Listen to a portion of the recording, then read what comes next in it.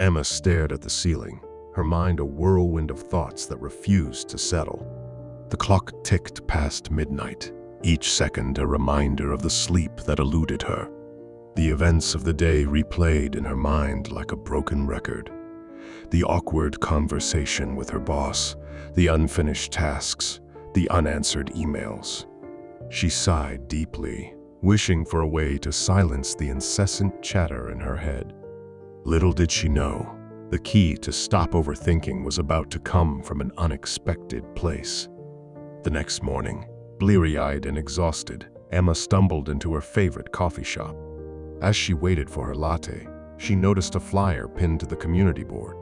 "Mindfulness Workshop, Discover Inner Peace," it read. Intrigued, she tore off one of the tabs and slipped it into her pocket. Maybe this was the solution she needed. That Saturday, Emma found herself in a sunlit studio, surrounded by a dozen other participants. The workshop facilitator, a woman named Maya, welcomed them with a warm smile. "Overthinking is like a storm," Maya began. "It clouds our minds and prevents us from seeing clearly. Today, we will explore how to calm that storm." The first exercise was simple yet profound. Maya asked everyone to close their eyes and focus on their breath. "Inhale deeply and exhale slowly," she instructed. "Notice the sensation of the air entering and leaving your body." As Emma followed along, she felt a sense of calm begin to wash over her.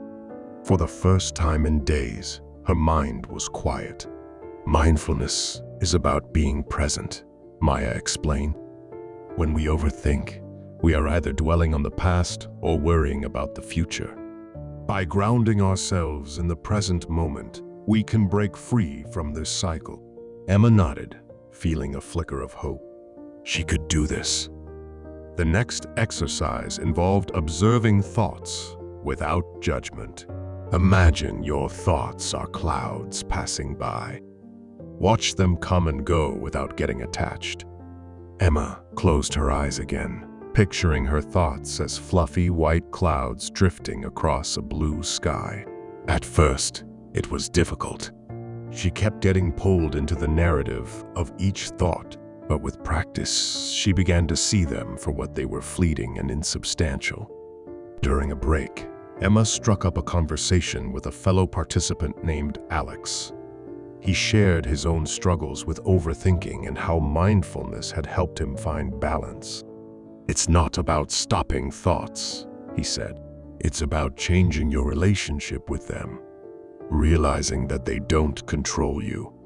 As the workshop continued, Emma learned various techniques to anchor herself in the present: body scans, mindful walking, and even mindful eating.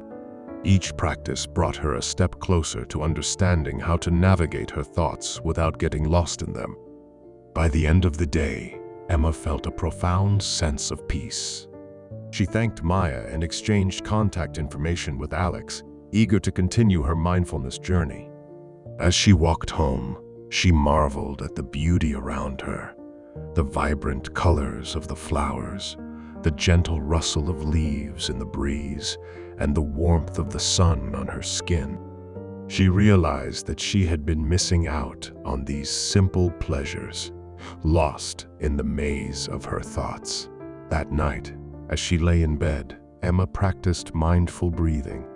She focused on the rise and fall of her chest, the rhythm of her breath. When thoughts tried to intrude, she observed them and let them go. Slowly, she felt herself drifting into a peaceful sleep, unburdened by the day's worries. Days turned into weeks, and Emma's practice of mindfulness became a cornerstone of her daily routine. She found herself more present at work, more engaged in conversations, and more at ease with herself. The storm of overthinking that had once clouded her mind was now a gentle breeze, easily navigable with the tools she had acquired. One afternoon, as she sipped her coffee at the same shop where her journey had begun, Emma spotted another flyer on the community board. This one advertised a beginner's yoga class. Smiling to herself, She tore off a tab. She had discovered the key to stopping overthinking, presence, and acceptance. And now, she was ready to explore new ways to deepen her inner peace. Emma's journey taught her that the key to stopping overthinking wasn't about silencing her mind, but about changing her relationship with her thoughts.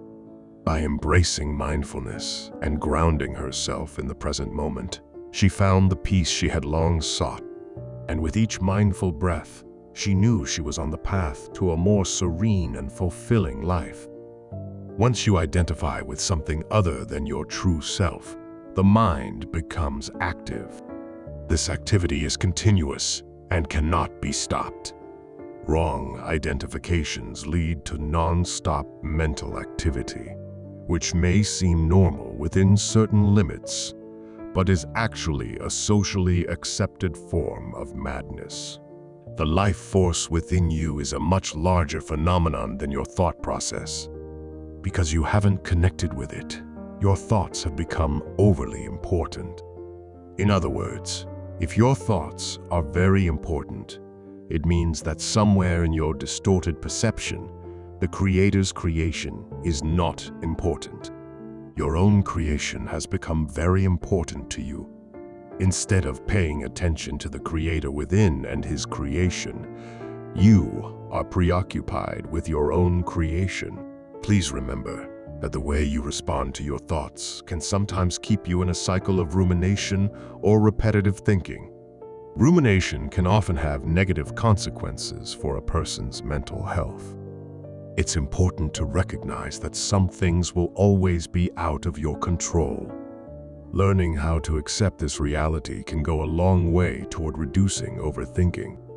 A study shows that accepting negative thoughts and fears can help improve psychological health.